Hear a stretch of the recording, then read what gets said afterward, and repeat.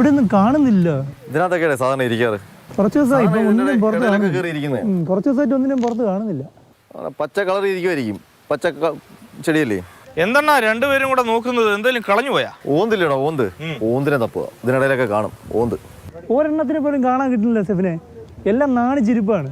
തരം പോലെ നിറം മാറണ ഓന്തിന് എന്തെണ്ണ ഇപ്പൊ ഒരു നാണം? എടാ തൃശ്ശൂരത്തെ ഇലക്ഷൻ കണ്ടിട്ടായിരിക്കൂടാ അവിടെ പ്രതാപൻ ചോരൊക്കെ എഴുതി റെഡി ആയിട്ടിരുന്ന അപ്പോൾ ആ മുരളിയുടെ മാസൻട്രി അത് കണ്ടിട്ടായിരിക്കും മിക്കവാറും. അത് ശരിയാണ്, ഓന്ത് പോലും നാണിക്കുന്ന സീനാണല്ലോ അവിടെ.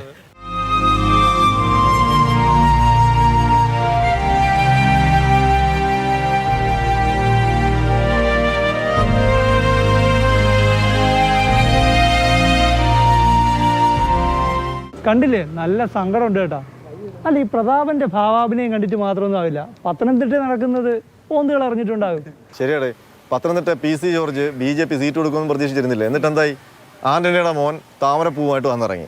PC ജോർജ് പറഞ്ഞ കേട്ട ഏതോന്തും നാണിച്ചു പോകും. ഇവിടെ അനിൽ ആന്റണി എന്നൊരു ചെറുപ്പക്കാരൻ നിൽക്കുന്നു എന്നാണ് കേട്ടത്. വളരെ ചെറുപ്പമാണ്. കോൺഗ്രസിന് അടുത്ത കാലത്ത് BJP ചേർന്ന ആളാണ്.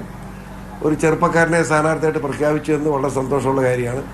അനിൽ ആന്റണിയുടെ വിജയമാണ് ഇനി PC ജോർജിന്റെ ലക്ഷ്യം. പത്തനംതിട്ട പാർലമെന്റ് നിയോജകമണ്ഡലത്തിലെ NDAയുടെ നേതാക്കന്മാർ, ഏത് SNDPയുടെ ഉൾപ്പെടെ നേതാക്കന്മാർ PC ജോർജിനെ സ്ഥാനാർത്ഥിയാക്കണമെന്ന് ആഗ്രഹിക്കുക മാത്രമല്ല അവർ BJP നേതൃത്വത്തെ അത് അറിയിക്കുകയും ചെയ്യും. കണ്ടല്ലോ പത്തനംതിട്ടയില്.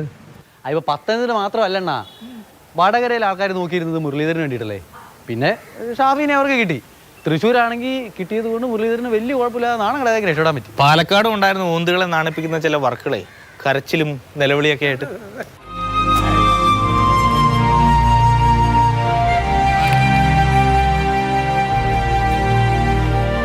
പക്ഷെ അമലേ, മാവേലിക്കരയിലെ NDA സ്ഥാനാർത്ഥി ഓന്ത് നിറം മാറുമ്പോലല്ലേ പാർട്ടി മാറിയത്.